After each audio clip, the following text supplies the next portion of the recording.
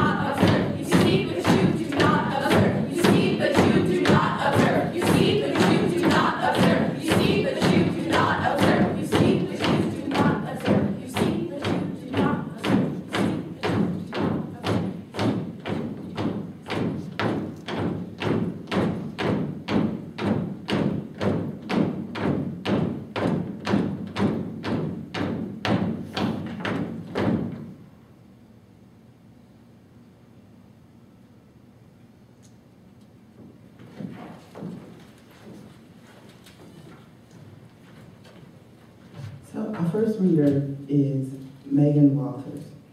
Megan is a senior at Chartiers Valley High School. She loves foreign languages, chocolate cake, me too, and she will be spending next year living abroad in Belgium before heading to a currently undecided college. Please welcome Megan to the stage.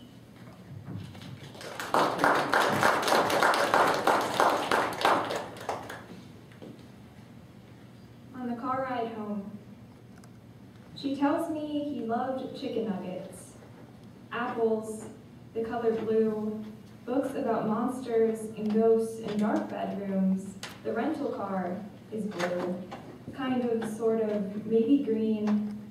The sunset stains the windshield, and I can feel the traffic as though it were in my blood. He told her he was going to die young. It had been a long weekend, an elongated time-space. I had done a lot of things that would not matter later, not in the grand scheme of things, not in the universe, only in this pocket I stapled to my chest. I was exhausted. We were exhausted. I eat butter snaps from a bag that crackles too loudly, and she tells me more of what I should already know.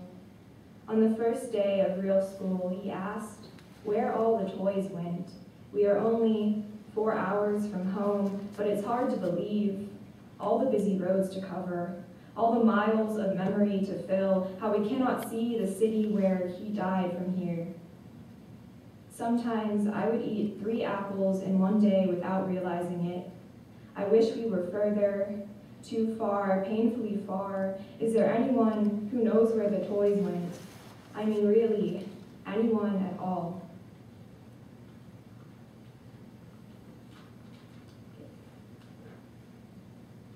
Long distance. One night in Spain, we hid behind a curtain. It was warm and it was dark, and we were the opposite of alone. It was so warm. I could feel the breathing dragon inside me. I could feel it like a pulse. This was before I knew all the things he didn't taste, like Fruit Loops, for example, or Spanish thunderstorms, for example, or checking the mailbox, not warm bread with olive oil. He tasted only of lips I should have known. In the coming months, we would hurt more. That night behind that curtain is only metaphorical for how capable our bodies are of hiding themselves behind curtains, yes, and bed sheets and postage stamps, hiding behind everything we don't want to see, our vile, sweating, incongruous bodies. I am left with it. This body and these images and the lopsided shapes of me and him pasted together like a broken decoration. I cannot stop thinking of this art project of our colors, of how on that night, in that darkness, we smelled so ripe. Thank you.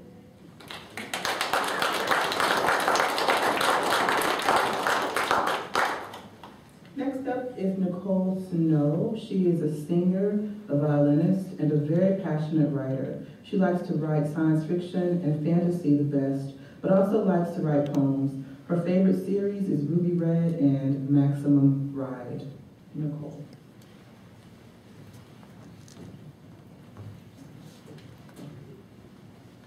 Harmony. The music that I play resonates throughout the auditorium. Sounds blending together in a perfect harmony. My bow is moving gracefully across the strings of my violin, fingers hurting, elbow moving, all of my passion translated into notes. They see me sitting on the stage, not fully appreciating the work we have put into the song. They don't see the deep feeling that is flowing out of me. They are blind to my emotions, and they are deaf to the sweet symphony. They do not observe.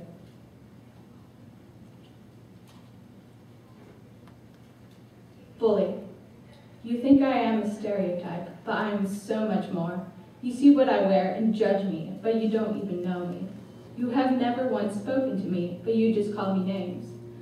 You have never thought to be around me, to get to know who I am. Now you beat me with your words, crashing down like thunder. I've tried to talk to you, to reason, to find out why you do this, but you only shut yourself in, being someone you are not. People see you as a bully and a menace, but I can see there's something more to you that I want to find. This is why we are the same, but of a different kind.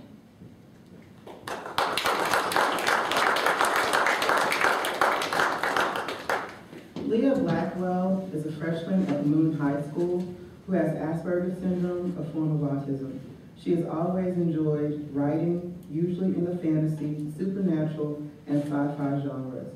This is her first time attending Young Writers. Leah.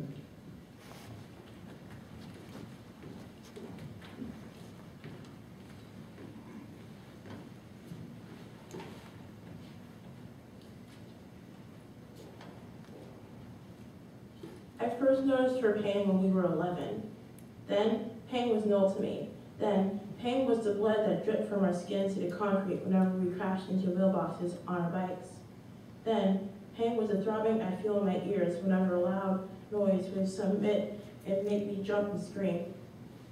I hadn't noticed nor realized pain was beyond physical. It was tangible as well. Emotions had, and still are, difficult for me to comprehend. Go to as many therapies as I like, but my mind will not deconstruct this wall, but there are holes. Sometimes I'll look through these holes, I'll find and grasp them, and realize feeling possessed in others. But that day I peeked through these holes and discovered pain through her, the intangible kind. It was during a rare source of eye contact, and it lasted no more than half a fleeting second. A half fleeting second was all I needed. The details I cannot describe. Part of this wall in my mind still existed in my sights, but not enough to block out the expression in her pale blue eyes. Then, the worry and the anxiety were indistinguishable, as I hadn't been exposed to them yet. In the last place I'd ever expected them to be, in such a place will be my likely friend. But they were there, and her pale blue eyes, because God's sky became cloudy overcast.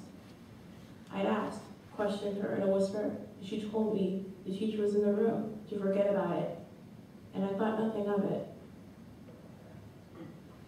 Describing her. Has, sta, su, it, sa, the. Syllables, not adjectives, syllables. That's how she heard them, saw them, perceived them. Hostile, suicidal, words, that was all. Adjectives, a form of a word, describing her. That's how they heard her, saw her, perceived her.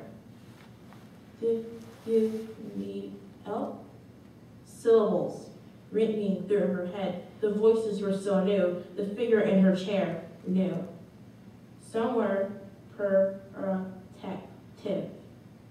Some were negative.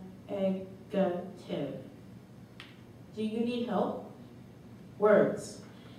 coming from their mouths. Their worries were so new, their deep dread fears new. Some were protective, some were negative. I would tell story, syllables that made her smile. Yourself. Syllables that made her shiver. I will tell story, words she told them. Shook yourself, words that made them anxious. I am fine. Syllables she knew were true. I handle them. Syllables that were actually true. I am fine. Words they thought were lies. I handled them. Words they believed to be fantasy. Schizophrenia. Syllables she thought were meant to be words. Words that were adjectives describing her. Schizophrenia. Words they hoped to someday be false. Just some random syllables describing her. Thank you.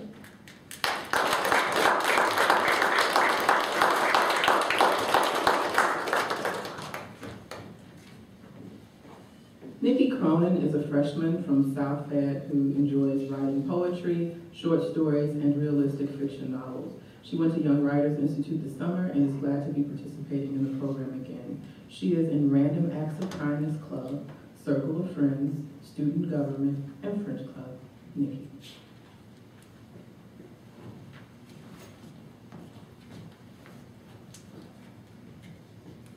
Sometimes she could taste the pain.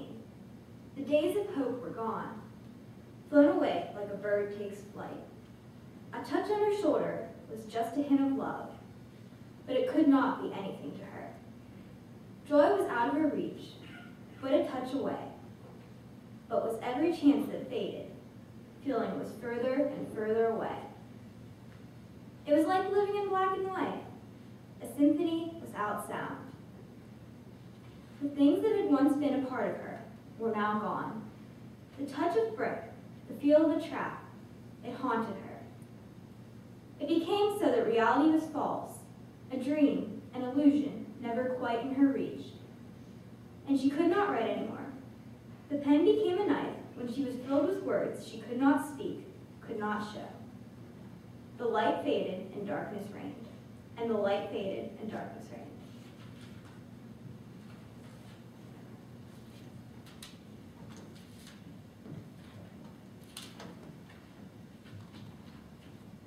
Being second best was slowly killing me. I had to hide the pain, the resentment I felt. Every achievement was stained and overshadowed by you. I had lost the will to be me. Desperate to change into you, I stopped caring, stopped trying, just so I had an excuse for not being as good as you. If I pretended I was confident and self-assured, maybe I could be you. But I was weighted down by my failures, drowning in an abyss of jealousy and resentment. When the struggle became too much, I took my suffering and turned it outward, reflecting it on others. I laughed and taunted them, ignoring the voices that whispered my own inadequacy. I turned to the wrong things to numb my pain. I tried to use popularity to heal the gaping hole in my life. All I had ever wanted was acceptance.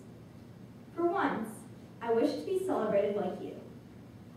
I acted out each time worse than the last, knowing it was the only way they would see me. They ignored my silent pleas for love and attention. I kept myself on a pedestal, pretending to like myself. If I acted like I was someone, then they would not laugh at me. My facade was a poor shield against their words. When my friends tired of me, I grew angry and resentful. I was losing the only thing I could truly call my own. They called me a jerk, a brainless jock, a nuisance, a reckless kid. I felt every name like a bullet to my soul. When will they see and accept me? Will I ever not be second best?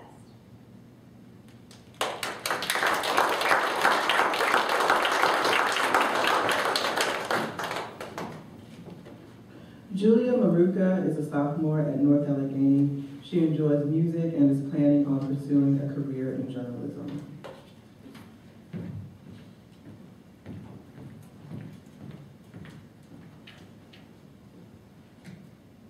The intersection.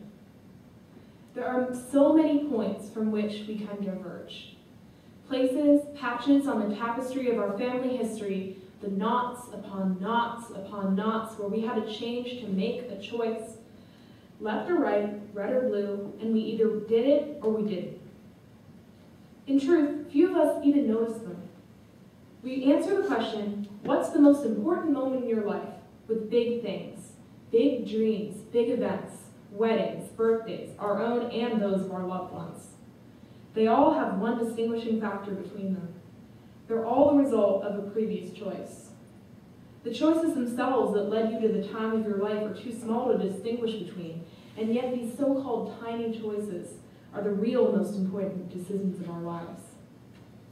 It's a scary concept to think about, so we zoom out, rest our eyes, and look at life on a big scale, walking back from the Impressionist painting to appreciate its artist's true grand vision. The dots that make up the painting are so like our own tiny decisions that we make every day. They're connected in ways that few can allude to and only the universe can fully understand. That used tissue you left in your father's car, the one he insisted you toss out before you headed off to school, you threw it away, and both you and him grumbling about how you'd be late. That's one. The action there, that choice to throw away a tissue, that can mean any number of things. From a car crash you missed by exactly 43 seconds to absolutely nothing at all. And you had no idea. The pacifier you sucked on as a child, with the pink cartoon lion on the end, it interfered with your gun structure. Because you liked it so much, you had crooked teeth and braces all through middle school. Back then, a boy named Paul made fun of you. He called you railroad tracks. The kid who defended you became your best friend, later your best man at your wedding. When you dug for worms in the garden with him in 5th grade, you were an inch away from cutting your hand on broken glass buried deep in the backyard soil. And this is the same and different for every single person on this planet. Everyone has their own personal Impressionist painting, or a million different potential paintings with all the same subject, their destiny. I could go on, but it wouldn't do us or me any good. It's a thought, and only that. For our own well-being, we can't think about it too long, or we'll get lost. So we have to step back, zoom out, rest our eyes, and look at the big picture. But sometimes, take the leap, go somewhere, go deeper. Thank you.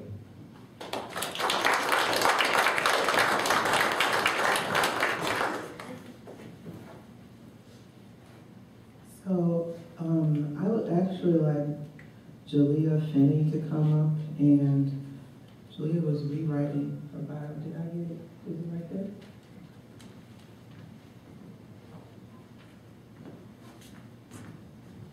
I asked them to write their own bios. Jalea Finney is a senior at Obama. She's a Capricorn sun. Is that right? Okay. She's involved in journalism, ultimate frisbee.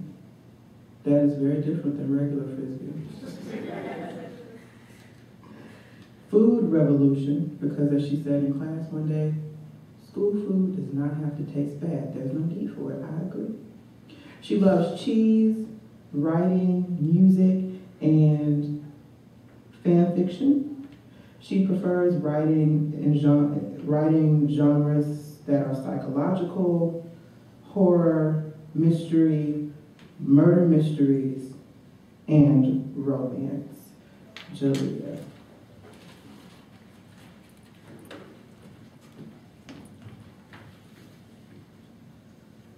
Casey is cautious.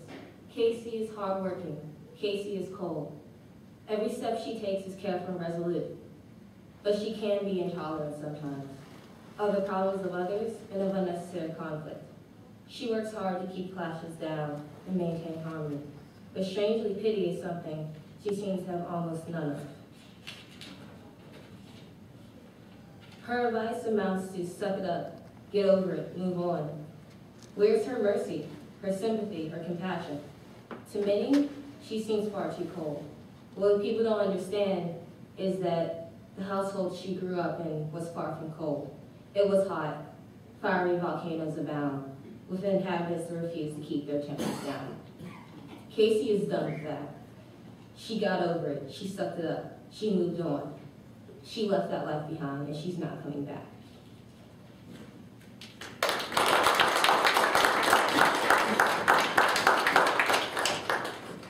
This is Faith Foster. She is 14 years old. She loves pumpkins and writing. Mostly, she loves pumpkins.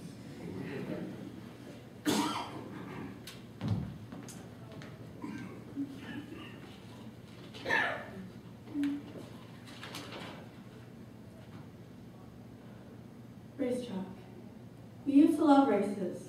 Around and around they would go, never quite reaching the finish line until you blinked. It was over. If we could not watch them go in a blur, we would stare at their still bodies for hours. All in a pretty row on green grass and concrete. The cars glimmer in the light of all the colors of nature, trying to mimic its beauty. But the cold, hard bodies stopping them. This is our art. They both understand. Cold metal twisted in a machine, could sear, put upon a pedestal, but all to see, but to never use. A man's bragging games. This was our time. At home, we would imitate them, become smaller ones to hold and care for. Ones to race around a small track, the joy of seeing them finish, the frustration of seeing them fall. It was a good thing, our thing. But tracks grow old, and metal rust. Souls grow restless for the imitation of something real. Races forgotten, going around and around in the heart of a lonely man, a man who never blinked. Collateral damage. Since I was little, you have seen the world through blooded eyes. You have yelled and screamed at those who do not see it, those who don't see your fears, your monsters, your evil. The evil that you put on our backs, even though they are your chains. Chains you try to tie us down with. You fear the monsters, even though there's only one monster in this house upon a hill. You never looked at tear-soaked eyes. You never saw the cold fear in those eyes of how they always asked why. Why others avoid your smile. Why others don't see you. Why your mirror is always cracked. You blame others for your anger. You agree with the killers on TV. You poison with words for your hands are tied. You say, I don't see, even though you are blind. There's only one monster in this house upon a hill. Thank you.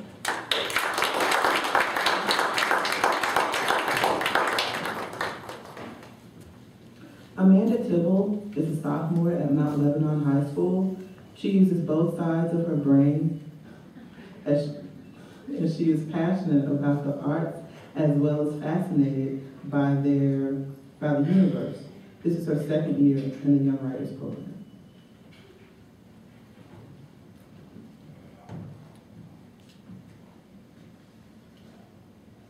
You told me you never have acne when your voice made its last round, that you simply didn't have the gene. It was impossible. How could you? Neither your father or mother or brother wore hills upon their skin. But oh God, now you bear mountains. The kind that everyone tries to climb. Mount Everest is nothing compared to your heights. But you keep pushing them off into your coldest pits, soiling them in the dirt of your pores. Has it been about a week since you showered last, since you slept? This isn't like you. You told me you despised the Apple industry, that Steve Jobs could stick it, and that I'd never live to see the day that you'd walk around with a glass phone in hand, but I saw you drop one when you passed my house one day. I was shocked when your face was as shattered as a screen. Even though I know I'm dead to you, does that mean I'm no longer living? You told me of love, how it's natural to hold hands and kiss and say I love you, even if it's only platonic. But why is it that when you walked me home from that Halloween party, I was even more terrified of your mere breath than I was of the ghosts that you don't believe in?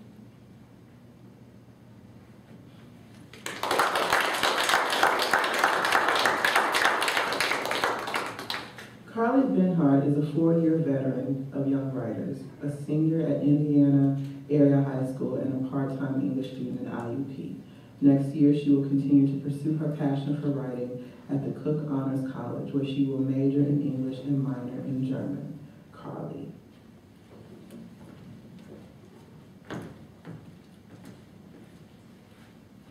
Maybe it's not fibromyalgia. There's an old wives' tale that says, when you are exhausted, witches have turned you to an animal in the night and used you like one until dawn. All I know is that I am very beautiful before I go to bed, with my hair tied up and skin scrubbed clean. Letting parts of me pulse, blood red. I'm no nightmare yet. I'm freckling under gray light and spilling into the empty cups on the sink. Salt and grit and hinges, mortar and sand. I'm making a communion with the window, how it leads me to the air, a two-kiss promise, a double whistling. We make sounds together like a minor chord train passing on the old coal railroads at 3. 3 has a whistle to itself, it's a word meant to travel. We travel together, wind winding, hinges creaking, hitching, front teeth bleeding, adventure. That's why I wake up so tired. Breakup note to a former self. I learned how to spell your name again. This time like jailbird. This time on the front of letters through a dirty plastic window. This person, the new body I've made in your absence, does not have to be poured out of the bottle she hides in at night. We shed you like the moon sheds the second half of the month off her tired back. Like the plow sheds gray snows into piles, rearranged but not forgotten. We cough you into tissues and throw you away. We sing and fly to Germany, wearing a skin whose pattern you wouldn't recognize. Who's bitter now? Still us? We hoot and whistle, slapping our wide hips, wiping tears of laughter from our eyes. You've come calling to the wrong place. Bitter hasn't lived here for a long time. You can stand there all night in the cold, smelling the laundry and soup and family. But when the morning comes, you have to go. I'm safe now. We aren't the same anymore.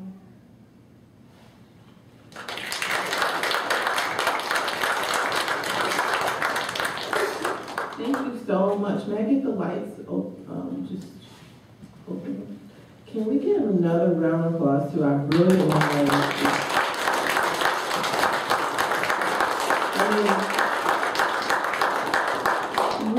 They range in age from 14 to 18, but do you hear just like the wisdom, the beauty, the variation in their voices, in their stories, that if I didn't tell you how old they were or how young they are, I don't think anyone would believe me when I would say that this work is being written by teenagers. I really believe they're the voice of the future, and I'm so excited to have had the opportunity to be their teacher. They have no idea how much that's true. So I'm going to do something that I don't always do, but I'm really excited because we have so many students this time. Those of you who've been here for years, you kind of know that we kind of had a dip up and down. And so I'm really grateful that we have a really large, responsive, powerful group. Does anybody have any questions or comments or thoughts that you would like to share before we go to the reception?